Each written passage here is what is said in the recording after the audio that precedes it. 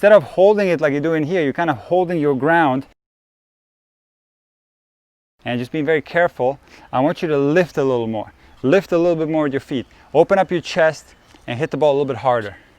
Yeah, straighten that front leg. Let's see what happens. Come on, lift it. Come on.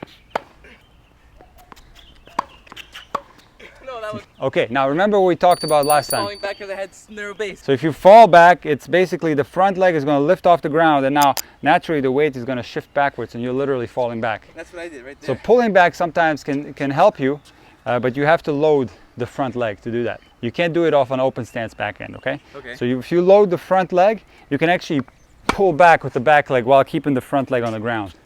That's pulling back on the backhand. You'll see Federer doing that all the time when he's under pressure. There you go. Pull it. Pull back a little bit. Don't allow that front leg to lift. Yeah, don't allow it to lift off the ground. Come on, load the front leg. Keep it there. Good. And pull with the back leg. Pull backwards. You separate your stance. Come on.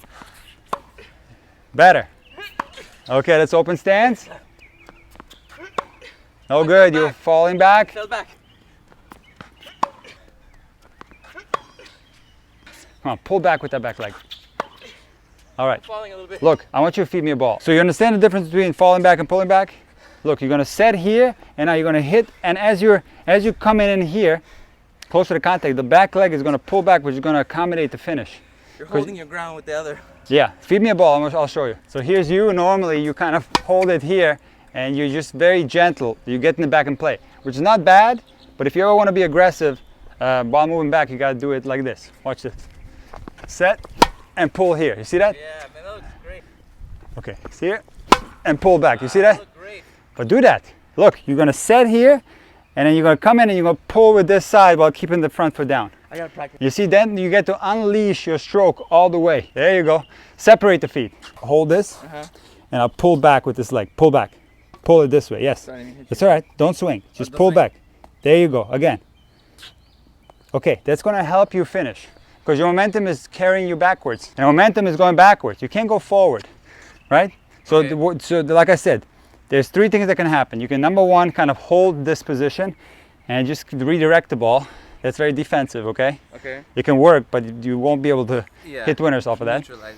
You can load the back foot, and then you have a danger of falling back where the front foot lifts and you go like that. You could do open stance, which works sometimes, but it does require a little more strength. But the easiest thing is actually to load here, and then as you swing and pull back with this side, which is going to lengthen your finish. Look at the difference. If I stay like this and I'm moving backwards, I'm losing balance, and therefore my stroke abruptly ends. And if I pull back, this accommodates my finish. Look, the racket is going backwards, and my back foot goes backwards as well. Look, here, I just accommodates my finish. It looks like you're loading on your front leg though than your back leg. I'm loading the front leg. Okay. I told you, this doesn't work in an open stance backhand because you can't pull back if the weight's on the back foot. Oh, so if I was hitting open stance backhand, my weight would be on my Listen, open stance backhand is usually on more of a lateral ball where you're getting dragged this way, and now you go here and then you come through with this side. So I wouldn't really, I mean you can, but I wouldn't really do an open stance backhand when you're being pushed straight backwards. Now you got to be very strong to be able to hit the ball like this. So you're much better off being closed when you're moving straight back on the backhand. My weight's here. Yes. And I'm going. Absolutely. Come on. Yes. Hold longer. Okay. One thing I want to mention though, see your backhand has a lot of rotation, so you don't necessarily have to pull straight backwards. You can pull to the side as well. So if you have a backhand that has a continuing rotation after contact, you can pull out with this leg. You'll see Wawrinka doing this all the time. So you're pulling back and out. Back and out. So Federer will often pull straight back this way. He will sometimes pull off to the side too. So to accommodate the rotation. Yeah, don't even think about it. Just that, you know, allow the rotation to happen, but then just make sure that back leg is going backwards. Do 5 more. Come on. 5 more? Okay. Get in there. On the line. So this is you right here. This. You're kind of just like bent and holding. You're not really unloading on the backhand. Now look what happens if I unload. If I unload and hit it like that, see? Naturally, I don't even think about pulling back. It just happens naturally. So if I completely unload and accelerate backwards, naturally that back leg pulls back.